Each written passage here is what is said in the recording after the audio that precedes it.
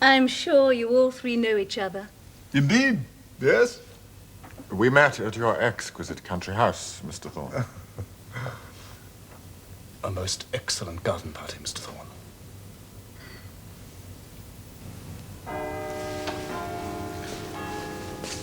No, Mr. Slope.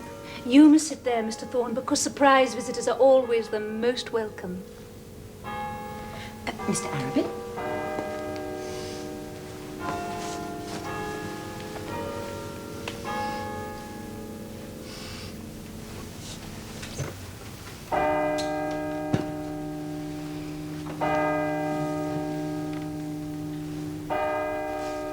This is really very kind, Mr. Thorne. I knew that you promised to visit me, but I really didn't expect it. I thought you country gentlemen never kept your pledges. This country gentleman always keeps his pledges. Country gentlemen sometimes deceive themselves, do they not, Mr. Thorne? Perhaps. But I never deceive a lady, especially when the gratification of my own wishes is so strong an inducement to keep me true, as it now is. You see, Mr. Slope, Mr. Thorne is the master of a honeyed phrase that delights a lady. Well, I fancy, with respect, sir, that you've had much more experience than a young clergyman like myself. But never a greater incentive. Really, Mr. Thorne, I do believe you're making Mr. Slope quite jealous. Not at all, Signora. Forgive me, I was only teasing you. Indeed, I hear you are triumphing on all sides. How so? I hear you carry the day in both love and war. You hear more than I do, Signora. You're a very lucky man. Mr. Arabin, don't you think that Mr. Slope is a very lucky man? No more so than he deserves, I'm sure.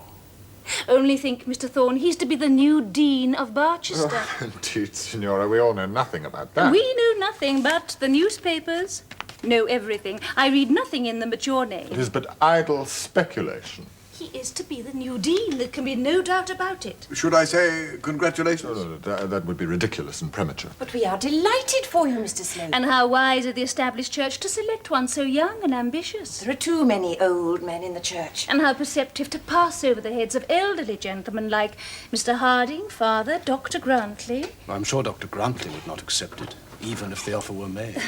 Passing over all our heads, for indeed I consider myself one of the chapter. If I am ever Dean, and the possibility lies many years ahead, if it exists at all, but if I am ever Dean, I would glory in such a canoness. You must do better than that, Mr. Slope. I can never be a canoness, as well you know. And it is most improper of you to suggest such a thing. There is another canoness for you to glory in. Lady and gentlemen, Mr. Slope is not only to have the deanery, but a wife to put in it. Really? A wife with a large fortune, too. It never rains, but it pours, does it, Mr. Thorne? No, never. When is it to be? When is what to be? Well, we all know when the affair of the deanery will be settled in about a week or so. The new hat, no doubt, has already been ordered. But when will the marriage come off? Tell us, when is the widow to be made Mrs. Dean? Come, come, don't be bashful. We all know that you proposed to the lady at Mr. Thorne's garden party. Tell us, with what word she accepted you. Was it with a simple yes, or with two no-nos, which we all know make an affirmative?